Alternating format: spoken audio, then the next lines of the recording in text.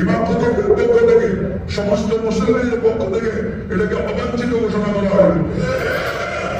ছিঁড়ে ফেলাও। রাজধানীর উত্তরায় মসজিদের মিম্বারে রাজনৈতিক বক্তব্য দেওয়াকে কেন্দ্র করে নতুন বিতর্কের সৃষ্টি হয়েছে। উত্তরা 12 নম্বর সেক্টরে অবস্থিত বাইতুন নূর জামে মসজিদের খতিব মাওলানা নাজমুল হাসান কাশিমের বিরুদ্ধে জুমার খুতবায় জামায়াতে বিরোধী মন্তব্যের অভিযোগ এনে দলটি একটি সতর্কতামূলক চিঠি পাঠায়। তবে আজ জুমার আগে সেই চিঠি প্রকাশ্যে ছিঁড়ে ফেলে অভিযোগ প্রত্যাখ্যান করেন খতিব, যা মুহূর্তেই আলোচনার কেন্দ্রবিন্দুতে পরিণত হয়।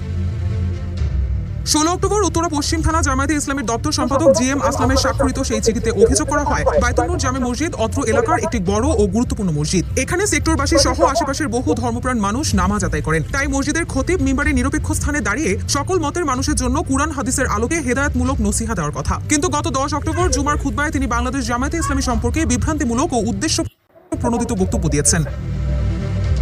চিঠিতে আরো বলা হয়, খতিব একজন নাগরিক হিসেবে যে কোনো রাজনৈতিক দলের সমর্থন করতে পারেন, কিন্তু তার প্রকাশ মসজিদের মিম্বারে হওয়া শোভন নয়। তার এমন বক্তব্য হীনমন্যতা ও রাজনৈতিক পক্ষপাতমূলক, যা সমাজে অনৈক্য, বিভেদ ও উত্তেজনা সৃষ্টি করছে। অনতিবিলম্বে ওই বক্তব্য প্রত্যাহার এবং ভবিষ্যতে এ ধরনের বক্তব্য থেকে বিরত থাকার আহ্বান জানানো হয় চিঠিতে। অন্যথায় যে কোনো পরিস্থিতির দায়ভার খতিব ও মসজিদ কমিটিকে নিতে হবে বলেও সতর্ক করা হয়।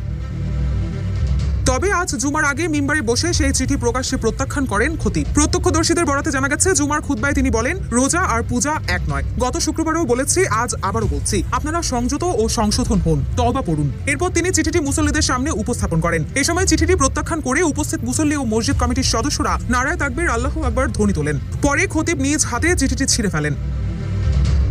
এদিকে চিঠিটির অনুলিপি দিয়াবাড়ি আর্মি ক্যাম্প, উত্তরা উপ পুলিশ কমিশনার, উত্তরা বিভাগ অফিসার ইনচার্জ, উত্তরা পশ্চিম থানা এবং 12 নম্বর সেক্টর কল্যাণ সমিতির সভাপতি ও সেক্রেটারির কাছে প্রেরণ করা হয়েছে।